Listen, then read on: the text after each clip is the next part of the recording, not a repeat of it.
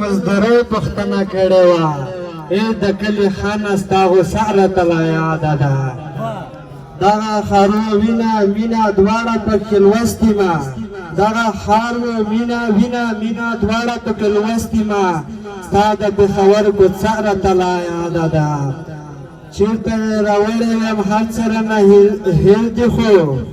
چېرته یې راوړی یم هر څه رانه هېر دي خو یاره د کابل د سیند چپه راته لا یاده ده ستا د جفا درد مې حافظه کمزورې کړې ده